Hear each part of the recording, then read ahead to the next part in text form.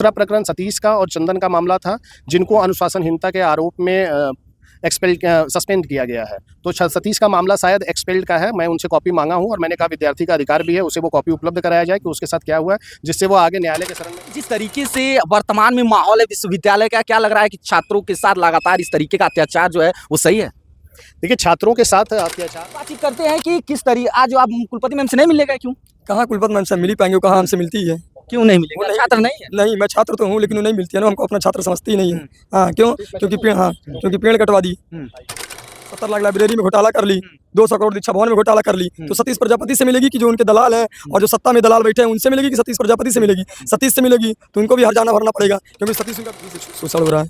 छात्राओं का अभी एक छात्र नेता रहता है ना, किसी छात्र का किसी फैकल्टी में उसके फीस वृद्धि से, हॉस्टल से लेके, मेस की व्यवस्था से लेके और उसके मार्कशीट से लेके, टीसी से लेके, ऐसा कोई उसका सब्जेक्ट नहीं होता कि जो छात्र नेता उसके काम को करता नहीं। इनको पता है छात्र नेता आ जाएगा तो इनके सारे काले बाजारी बंद हो जाएंगे। छात्र एकता जिंदाबाद।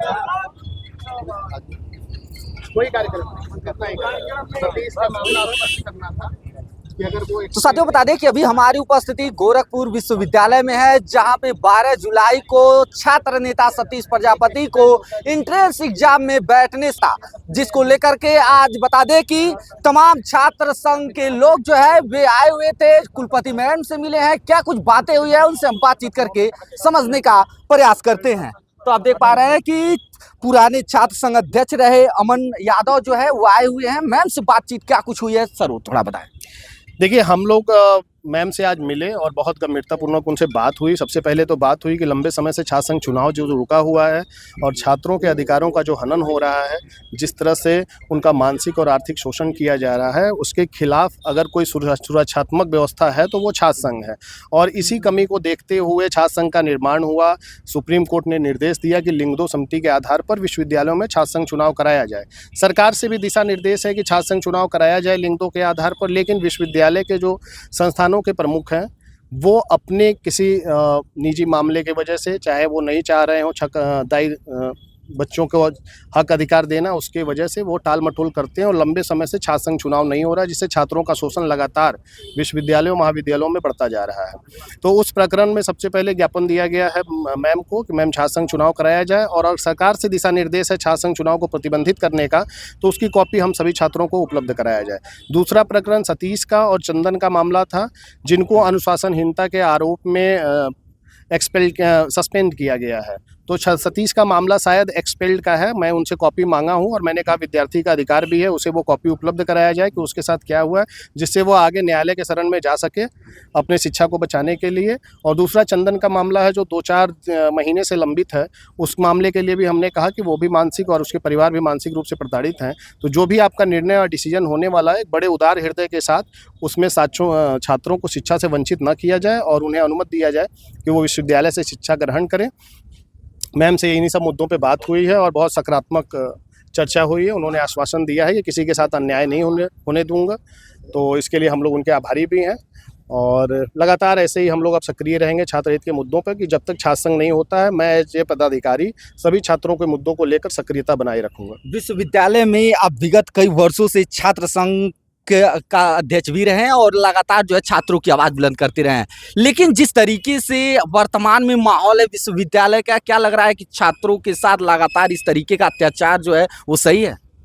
देखिए, छात्रों के साथ अत्याचार तो दंडात्मक है, बिल्कुल कहीं से भी बर्दाश्त करने लायक नहीं है, क्योंकि छात्र देश का भविष्य होता है, समाज की रीढ़ होता है। अगर छात्र शिक्षा से वंचित होगा और अपनी शिक्षा उनका मौलिक अधिकार है, अगर उसको प्राप्त करने में उसे इतना संघर्ष करना पड़ेगा तो ये देश का दुर्भाग्य है। देश के प्रमुख संस्थानों में बैठे हुए जिम्मेदार लोगों का एक तरह से नाकामी है कि किसी छात्र को अपने शिक्षा ग्रहण करने के लिए संघर्ष करना पड़ रहा है, ऐसे संस्थानों में उसे झेलना पड़ रहा है, अनुशासनात्मक कार्रवाइयों का सामना करना पड़ रहा है। तो इन्हीं सब अधिकारों की रक्षा के लिए छात्र संघ का निर्माण हुआ था। छात्र संघ पदाधिकारी अपने छात्रों के हक अधिकार के लिए मुखर हुआ करते थे और उनकी लड़ाई लड़ते थे, जिससे उनके साथ कभी अन्याय नहीं हो पाता था। ये तमाम मांगे जो आप लोग लेकर के गए थे कुलपति मैम के पास, क्या अगर वो मांगे नहीं पूरी होती तो आगे आप लोग क्या करेंगे? देखिए, मांगे नहीं पूरी होती है, हमारा काम है उनसे अनुरोध करना, जहां अन्याय हो रहा है उनसे वो अवगत कराना, और डिसीजन मेकिंग का पावर उनके ऊपर है। तो ये अनुरोध का कार्यक्रम लगातार अहिंसात्मक तरीके से, लोकतांत्रिक तरीके से उनके बीच चलता रहेगा। अगर हमारी मांगें नहीं पूरी होती हैं तो उसके पीछे उनका कोई रीज़न होगा कि वो क्या कह रही हैं, किस लिए मांगें नहीं पूरी कर रहे हैं। और अगर मांग जायज़ होगी और पूर्ण करने लायक होगा तो वो ज़रूर पूरा करेंगी, हमें उनसे ऐसी अपेक्षा है। विश्वविद्यालय में हो रही वर्षों से अनियमितताओं को लेकर के अगर छात्र आवाज उठाते हैं तो क्या उनके साथ जो है सस्पेंशन और उन्हें विश्वविद्यालय से निष्कासित कर दिया जाएगा इस तरीके से? देखिए, विश्वविद्यालयों लगातार निरंकुश होता जा रहा है। जितने भी सरकारी विश्वविद्यालय हैं वो लगातार निरंकुशता की तरफ बढ़ रहे हैं। लगातार फीस बढ़ोतरी का कार्यक्रम सारे विश्वविद्यालय, केंद्रीय विश्वविद्यालयों में चल रहा है।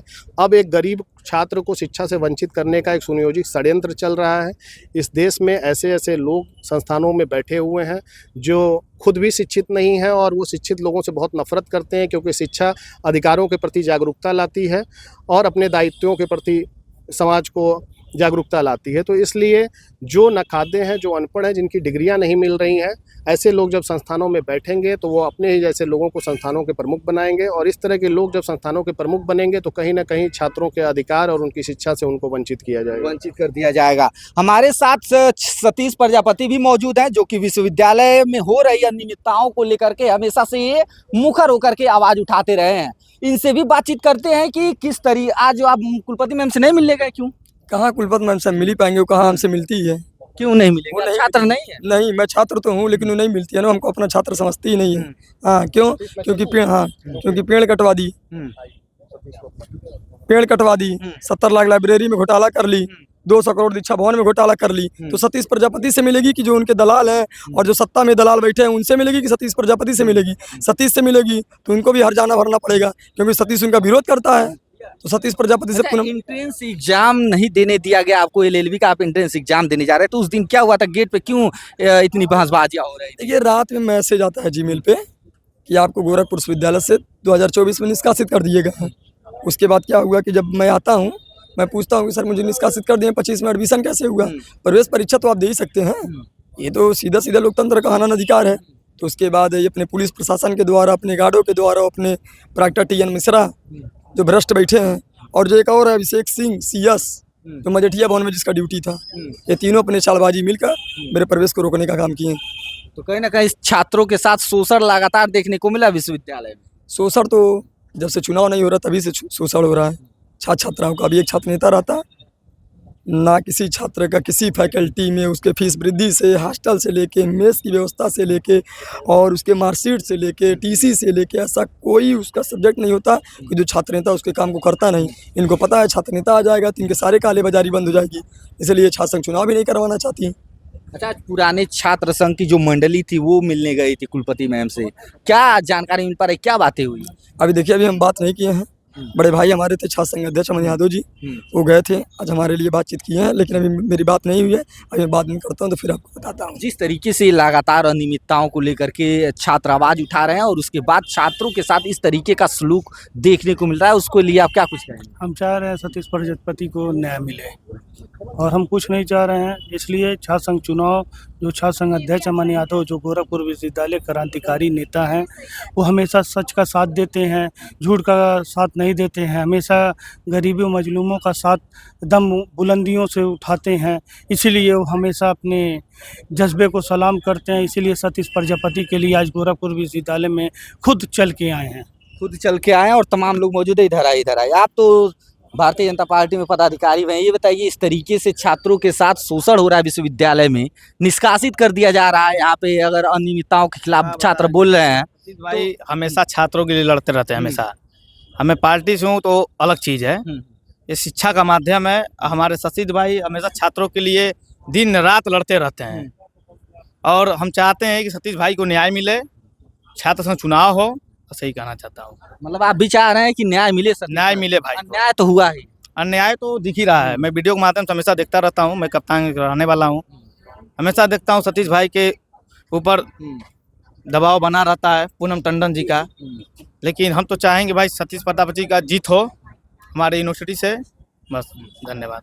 तो देख पा रहे हैं कि गोरखपुर विश्वविद्यालय के तमाम वो छात्र हैं, तमाम वो नेता हैं जो कि आज कुलपति मैम से मिले हैं और क्या कुछ चीज़ें थी उसे आपने सुना कि किस तरीके से गोरखपुर विश्वविद्यालय में जो है वर्षों से अनियमितताओं को लेकर के आवाज़ उठाने वाले सतीश प्रजापति को जो है गोरखपुर के विश्वविद्यालय में एंट्रेंस एग्जाम से वंचित कर दिया जाता है। बाकी इस पूरे मामले को लेकर के छात्र संघ की जो मंडली थी वे मुलाकात की है। बाकी अब देखना होगा कि क्या कुछ आगे की कार्रवाई यहाँ की प्रशासन के द्वारा की जाती है। बाकी इसको लेकर के अपनी प्रतिक्रिया कमेंट बॉक्स में कमेंट करके जरूर बताएगा। बाकी देश दुनिया की तमाम खबरों के लिए बने रहें हमारे साथ, देखते रहें ABC हिंदुस्तान।